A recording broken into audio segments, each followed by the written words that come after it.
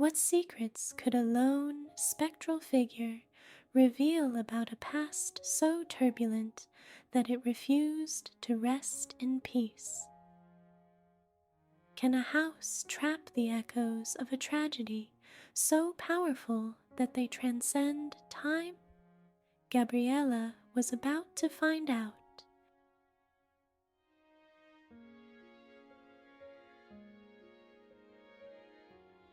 This is Serene from Serenity Haven, and today I will be narrating the story, The Haunting of Gabriela, a haunted house's cry for help.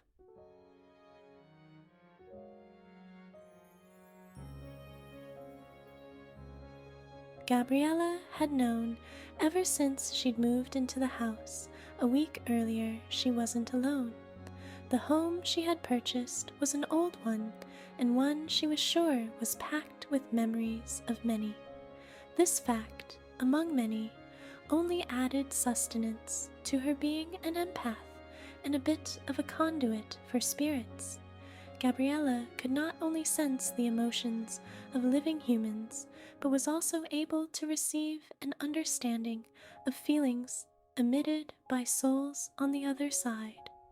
It was nothing new and something she'd experienced early in her life, since the age of 5, a gift most likely passed down from her German Oma or grandmother, whose third eye was beyond well developed before she died.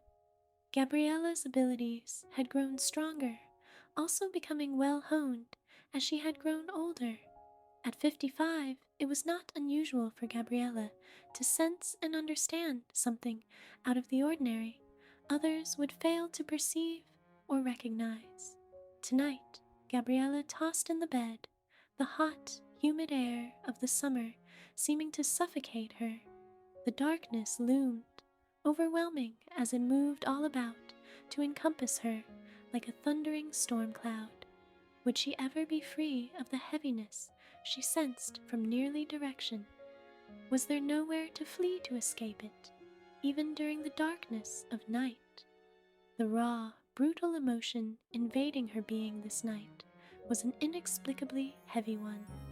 As usual, she was completely alone, no other in the house, so she knew what she was feeling was something otherworldly.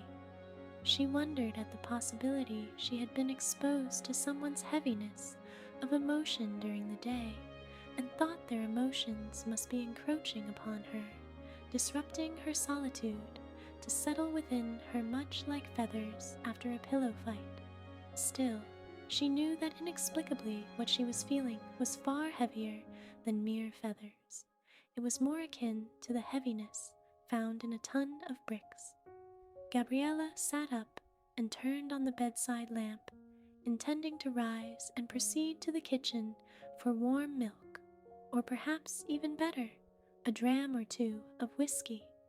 However, as the light flickered across the expanse of the small room, Gabriela gasped at the sight of one solitary, lone figure who stood in the far corner.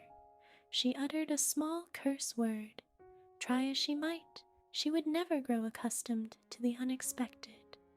Her heart raced as the two stared across the expanse of the bedroom at one another, the woman's eyes piercing in their intensity until they reached the depths of Gabriela's soul.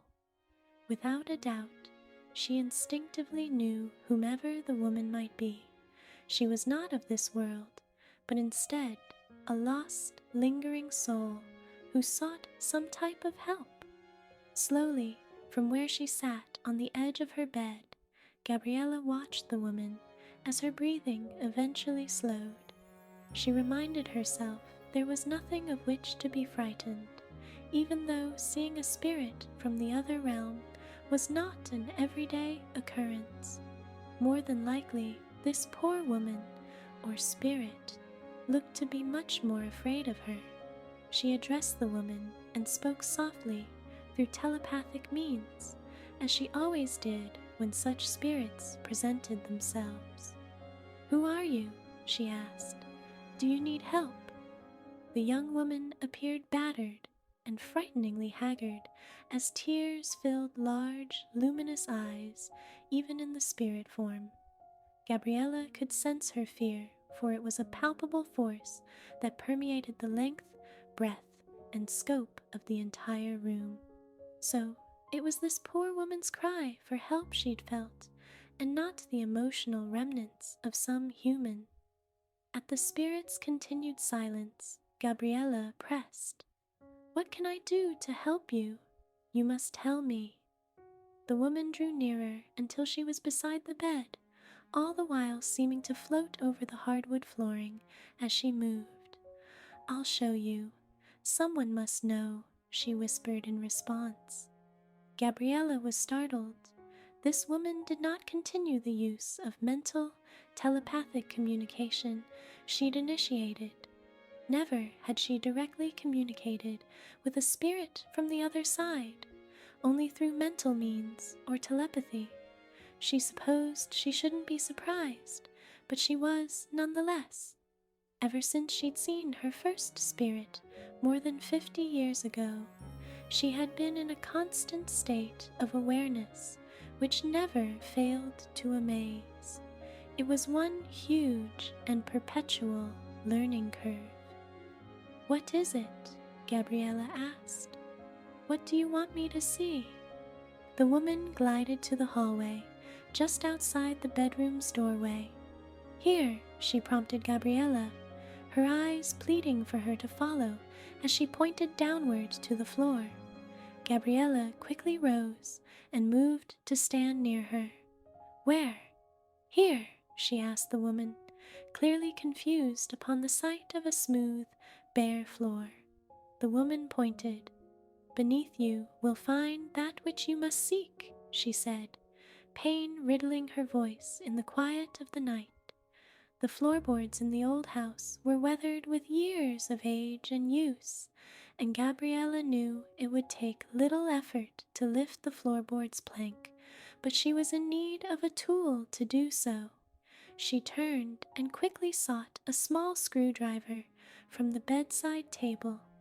Upon finding it, she turned but found the woman's form had disappeared, no longer a visible apparition in the hot, lingering air of the night. Sighing in disappointment, Gabriela went back to the hall and dropped to her knees. Using the screwdriver, she was able to lift 2 of the wooden planks with little effort. After also retrieving a flashlight, she uncovered a small black notebook, and though it was a bit tattered, she saw it was intact. Carefully, Gabriela took a hold of the notebook and resecured the floor planks. Gabriela headed to the kitchen and poured herself a generous portion of the whiskey she had only considered moments earlier. Drink in hand, she returned to the bedroom. It was the perfect night for a healthy bit of alcohol, she thought as she repositioned the pillows to allow her to sit more comfortably while reading whatever was in the notebook she'd found. Surely there was a story to be told. The woman was most insistent someone know what was written herein, so Gabriela was sure there would not be much sleep in store this night. She needed to know precisely that which the spirit had wanted her to know. Taking a good sip of the strong Irish whiskey, Gabriela read the first entry's date of November 14th of 1894. She knew the house she'd bought was old, but was surprised nonetheless to learn it was well over a century old. She carefully turned the page in order to read what was written herein upon the yellowed pages. The woman's name must have been Anna Beth Dowling Gibson. It appeared she had made numerous entries in the notebook for well over 25 years. As she continued to read Anna Beth's journal, Gabriela was filled a new depth of sadness from underlying emotions to which she could not yet lay a name. Anna Beth had been horribly abused by her spouse, whose name had been Rudy, or Rudolph, Gibson. Slowly, Gabriela flipped through all the pages, reading them in detailed length. There was little joy in the woman's day-to-day existence. She had appeared to live a lonely and unfulfilled life, miscarrying baby after baby due to the physical abuse she suffered at the hands of Rudy. However, as Gabriela neared the end of the journal, it took on a new life and encompassed an entirely different train of thought. 10 pages from the end of the small black notebook, Gabriela learned that Rudy had succumbed to temptation, robbing and had then hidden the money from the authorities to avoid capture. According to what Anna Beth wrote, Rudy had buried the stolen money in a metal toolbox outside the house at the corner of the red barn, situated directly next to a large oak tree.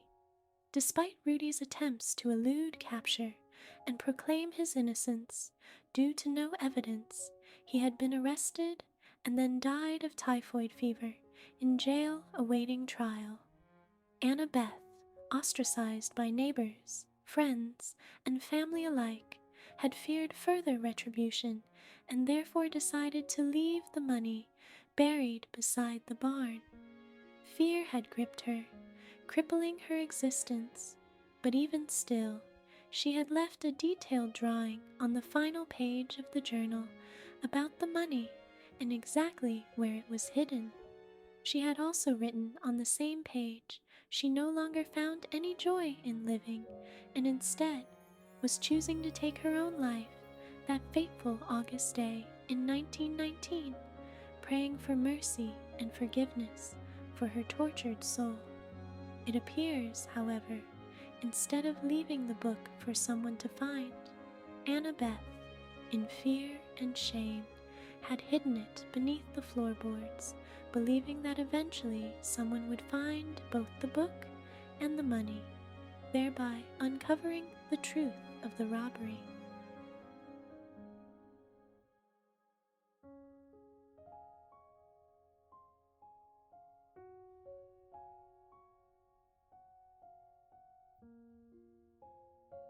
Gabriela slowly closed the book.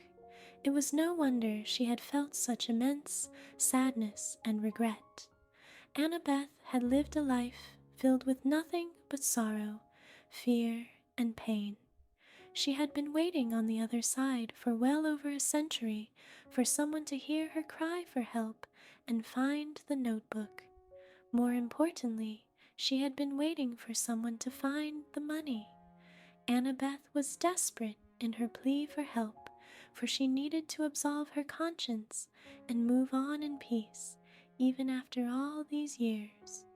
"First thing tomorrow morning, Anna Beth. I give you my solemn promise," Gabriela whispered as she turned off the lamp.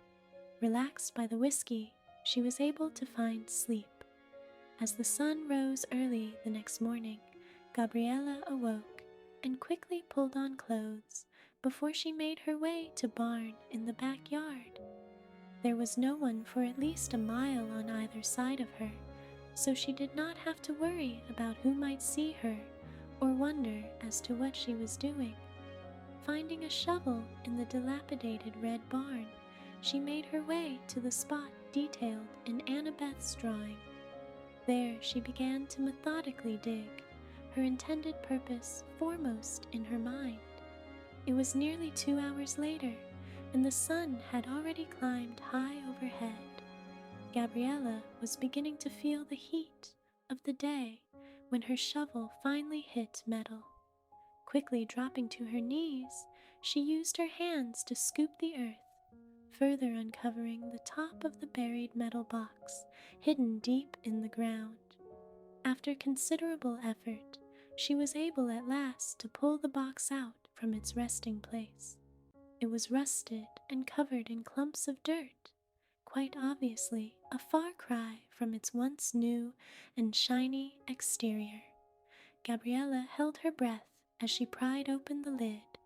As expected, encased therein were several bundles of old currency. Sorting through the money, she was able to determine there was well over $20,000. Though she had expected just this, She still could scare believe her eyes. Such a large sum of money had been an even greater amount all those years ago when Rudy had stolen it. In today's society, however, it could hardly purchase an automobile. What a horrible waste, she thought, while continuing to look at money. She knew it must be returned, so she would call the authorities as soon as she cleaned up a bit in order to report what she had found. While she could not possibly tell them a tortured woman's spirit had led her to the box of cash, she could certainly tell them about the little black notebook she'd found hidden beneath the floorboards, and what secrets it had divulged in regard to the robbery and money. It was 2 weeks later. The stolen money had been retrieved by the local authorities, and Gabriela felt all was well and settled. In calling the police, she'd learned the bank robbery had remained unsolved despite Rudy's arrest all those years ago. The man had died in jail, though there was no real evidence against him, and the case had remained a mystery, with no clue as to the whereabouts of the stolen money.